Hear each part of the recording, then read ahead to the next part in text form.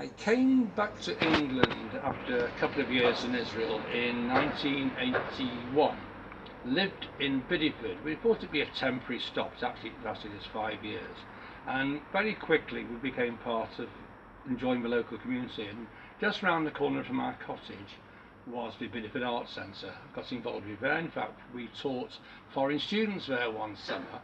And that meant we got to know the building and the staff well. And when a job came up to become a new principal of Bideford Arts Centre, I applied and I got it. That was a huge surprise. It was a huge boost. It was the first job I'd got once I was back in England, and it gave me huge opportunities.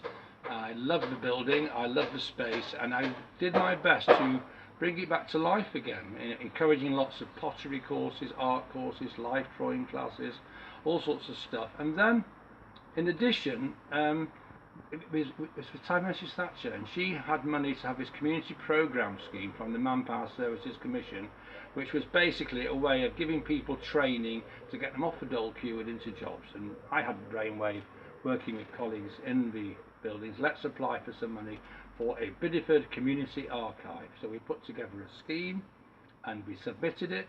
And to our surprise, when the chap came over to interview, he said, yes, great scheme, but can't you double the expenditure to a couple of million? And so we did sit down, giggled and thought it through, and we came up with this idea for a plan for an archive which wasn't just documents. We did collect documents when it finally happened, but also oral history interviews, a photographic archive inspired by James Villiers of the Beeford Archive, and in particular as well, the Bideford Gazette newspaper was changing, and they donated their entire collection of copies for over 100 years, which we then got a team of people to index. We did an exhibition, actually in the Arts Centre, and it was a good focal point for the community and other activities, and I enjoyed doing it. All these things happened, and it still exists. I believe it's housed in the council offices in Northern now, in North Devon, and people's lives were touched by it. One of the things I've always wanted to do was support people to achieve things.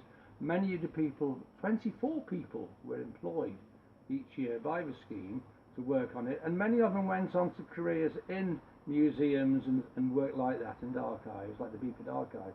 Beryl Yates, that was her name, she ended up working for them. She ran an art shop in Bideford. So that was a good thing to do, and I look back with it with great pride after all these years. It's a long time ago.